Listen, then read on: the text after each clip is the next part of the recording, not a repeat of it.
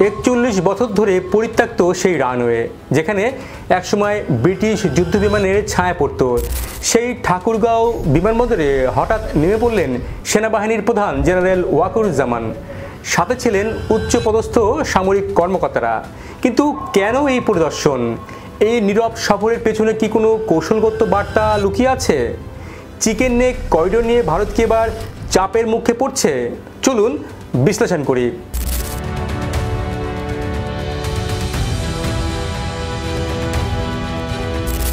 1940 সাল, দ্বিতীয় বিশ্বযুদ্ধের উত্তাপ। ব্রিটিশ সরকার উত্তরবঙ্গের ঠাকুরগাঁয়ে নির্মাণ করে 550 একর জমির উপর একটি গুরুত্বপূর্ণ এয়ারবেস। তখন কেউ জানতো না যে এই রানওয়ের ভবিষ্যৎ একদিন হয়ে উঠবে সীমান্ত রাজনীতির কেন্দ্রবিন্দু। স্বাধীনতার পর 1977 সাল পর্যন্ত ঢাকা থেকে নিয়মিত উড়ান চলত ঠাকুরগাঁও পর্যন্ত। কিন্তু এরশাদের সময় 1980 সালে বিমান চলাচল পুরোপুরি বন্ধ হয়ে যায়। বিমানবন্দরটি তখন ধীরে ধীরে পরিণত হয় কাঁটাতারের পেছনের নীরব স্মৃতিতে। 16 অক্টোবর দুপুর একটি ডলফিন হেলিকপ্টার রানওয়েতে ছুঁয়ে গেল সেই ধুলিমাখা জমি। নেমে এলেন সেনাবাহিনীর প্রধান জেনারেল ওয়াকারুজ্জামান। বিমানবন্দরের চারপাশে তখন টাইট নিরাপত্তা। মিডিয়াকে জানানো হলো প্রবেশ নিষেধ, সেনাপ্রধান কথা বলবেন না। প্রায় 1 ঘন্টা বৈঠক শেষে তিনি উড়ে গেলেন সৈয়দপুরের দিকে। কিন্তু প্রশ্ন রয়ে গেল, কেন ঠাকুরগাঁও? কেন এখন তিনি এই সফর করলেন? ঠাকুরগাঁও বাংলাদেশের উত্তর প্রান্তে এক শান্ত জেলা, কিন্তু কৌশলগতভাবে এই অবস্থান অত্যন্ত সংবেদনশীল। এখান থেকে মাত্র 65 কিলোমিটার দূরে ভারতের চিকেন নেক করিডোর, যা ভারতের মূল ভূখণ্ডকে উত্তর পূর্ব রাজ্যগুলোর সাথে যুক্ত করে। এই করিডোরটি ভারতের জন্য জীবনরেখা।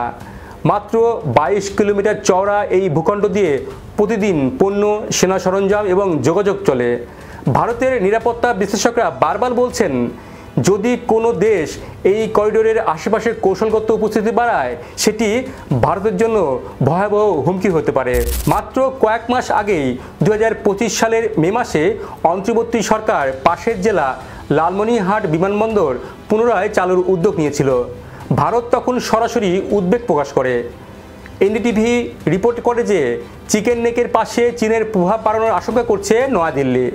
ভারতের বক্তব্য ছিল স্পষ্ট, বাংলাদেশের এই উদ্যোগের চীনের টেকনিক্যাল সহায়তা থাকলে তা ভারতের নিরাপত্তার জন্য অগ্রহণযোগ্য। তখনও বাংলাদেশ কোনো প্রতিক্রিয়া দেখায়নি। কিন্তু এখন লালমনিরহাটের চেয়েও বেশি কৌশলগত ঠাকুরগাঁও বিমানবন্দর পরিদর্শন, এটা নিঃসন্দেহে এক নতুন সংকেত। বাংলাদেশ সেনাবাহিনী সাধারণত অবকাঠামোগত প্রকল্পে যুক্ত হয়, কিন্তু সেনাপ্রধানের নিজস্ব পরিদর্শন কেবল প্রশাসনিক কারণে হয় না, এর পেছনে থাকে কৌশলগত ও নিরাপত্তাজনিত বার্তা। বিমানবন্দর পুনরুদ্ধার মানে শুধু একটি রানওয়ে চালু নয়, এর মানে আকাশপথে সামরিক সক্ষমতা বৃদ্ধি। ঠাকুরগাঁয়ে যদি একটি মিনি এয়ারবেস বা ডিফেন্স লজিস্টিক হাব তৈরি হয়, তাহলে উত্তর সীমান্তে সেনা সরবরাহ, নজরদারি এবং টহল সবকিছুই আরও শক্তিশালী হবে। এই সফর হয়তো সেই প্রস্তুতিরই প্রথম ধাপ। আর সেনাপ্রধানের উপস্থিতি মানে সরকার নয়, প্রতিরক্ষা বাহিনী সরাসরি যুক্ত হচ্ছে। ভারতের নিরাপত্তা বিশ্লেষকরা এখন 3টি দিক নিয়ে উদ্বিগ্ন। 1, বাংলাদেশ সীমান্তে চীনা প্রযুক্তি বা বিনিয়োগ। 2, বাংলাদেশের সেনা অবকাঠামো উন্নয়ন উত্তরবঙ্গ সীমান্তে বাড়ছে। 3, বাংলাদেশে যদি নিজের আকাশসীমা পর্যবেক্ষণে নতুন সক্ষমতা পায়, তাহলে ভারতীয় সেনাবাহিনীর উত্তর পূর্ব কার্যক্রম আংশিকভাবে পর্যবেক্ষণের আওতায় আসতে পারে। ভারতের এক সাবেক কূটনীতিক এনডিটিভিকে বলেছেন, এই এলাকা ভারতের জাতীয় নিরাপত্তার শ্বাসনালী। বাংলাদেশ সেখানে যদি সামরিক অবকাঠামো গড়ে, ভারত নিশ্চিন্তে থাকতে পারে না। এমন মন্তব্য শুধু উদ্বেগ নয়, বরং ভারতের কৌশলগত সতর্কবার্তা, যা সরাসরি ঢাকা পর্যন্ত পৌঁছে গেছে। ঠাকুরগাঁও সফরের মাধ্যমে সম্ভবত ঢাকা এক স্ট্র্যাটেজিক মেসেজ পাঠাচ্ছে, বাংলাদেশ এখন শুধু কূটনৈতিক নয়, সামরিক সক্ষমতার দিক থেকেও আত্মনির্ভর হতে চায়, বিশেষ করে সীমান্তবর্তী অঞ্চলগুলোতে। এর মাধ্যমে অন্তর্বর্তী সরকার হয়তো দেখাতে চাইছে বাংলাদেশ তার ভূখণ্ডে সিদ্ধান্ত নেবে নিজস্ব নিরাপত্তা বিবেচনায়, কোনো আঞ্চলিক শক্তির অনুমতি নিয়ে নয়। বর্তমানে ঠাকুরগাঁও বিমানবন্দরে 111 একর জমি রয়েছে সিভিল অ্যাভিয়েশনের অধীনে। যদি এই এলাকা পুনর্গঠন করা হয় তা ব্যবহার করা যেতে পারে ডুয়েল পারপাস এয়ারপোর্ট হিসেবে, অর্থাৎ বেসামরিক এবং সামরিক উভয় ব্যবহারের জন্য। এর ফলে সৈয়দপুর, লালমনিরহাট, ঠাকুরগাঁও, দিনাজপুর একটি নর্দার্ন এয়ার করিডোর তৈরি করতে পারে বাংলাদেশ, যা উত্তরবঙ্গের লজিস্টিক নিরাপত্তা সক্ষমতার কয়েক গুণ বাড়াতে পারে। এমন পরিকল্পনা বাস্তবায়িত হলে এটি শুধু অভ্যন্তরীণ উন্নয়ন নয়, বরং আঞ্চলিক পাওয়ার ব্যালেন্সেরও প্রভাব ফেলবে। ভারত সাধারণত প্রকাশ্যে প্রতিক্রিয়া দেয় না, কিন্তু সীমান্তে নজরদারি, কূটনৈতিক চ্যানেলে বার্তা পাঠায়। তবে দিল্লি এবারও আনুষ্ঠানিকভাবে উদ্বেগ প্রকাশ করতে পারে অথবা বঙ্গবন্ধু নেহরু চুক্তির আওতায় আলাপ শুরু করতে পারে।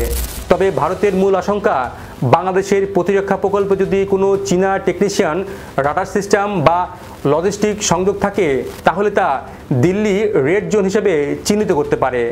অন্যদিকে ঢাকার কিছু বিশ্লেষকরা বলছেন এই ধরনের চাপই বাংলাদেশকে আরও আত্মনির্ভর হতে সাহায্য করছে। দক্ষিণ এশিয়ার ভূ রাজনীতি এখন ক্রমে একাধিক শক্তি মাথা চারা দিয়ে উঠছে। একসময় যেখানে ভারত একক প্রভাবশালী শক্তি ছিল, এখন সেখানে চীন, যুক্তরাষ্ট্র, রাশিয়া সবাই কোনো না কোনোভাবে ঢুকছে বঙ্গ উপসাগরীয় অঞ্চলে। বাংলাদেশ এখন কৌশলগত কেন্দ্রবিন্দুতে অবস্থান করছে। ঠাকুরগাঁয়ের মতো স্থানগুলো এই বৃহৎ প্রতিযোগিতার ক্ষুদ্র প্রতিফলন। যে দেশ সীমান্তের মাটি এবং আকাশকে শক্তিশালী করবে তারই কূটনীতির অবস্থান ভবিষ্যতে মজবুত হবে। সেনাপ্রধানের এই সফরের সরাসরি ফলাফল এখনও দেখা না গেলেও এর প্রতীকী তাৎপর্য গভীর। এমন হতে পারে যে 1. ঠাকুরগাঁও বিমানবন্দর পুনর্জীবনের সূচনা, 2. সেনাবাহিনীর উত্তরাঞ্চলীয় তৎপরতা বাড়ানোর ঘোষণা এবং 3. আঞ্চলিক রাজনীতিতে এক নতুন বার্তা, বাংলাদেশ তার উত্তরের আকাশে স্বাধীনভাবে কাজ করতে প্রস্তুত। একটি পুরনো রানওয়ে যা একসময় ছিল ইতিহাসের অংশ, আজ সেটি হয়ে উঠছে ভবিষ্যতের প্রেক্ষাপট। আপনি কি তাই মনে করেন? জানান আপনার মতামত। ভিডিওটি শেয়ার করুন, লাইক দিন, আর সম্ভব হলে আমাদের চ্যানেলটি সাবস্ক্রাইব করুন। আর এতক্ষণ আমাদের সঙ্গে থাকার জন্য ধন্যবাদ।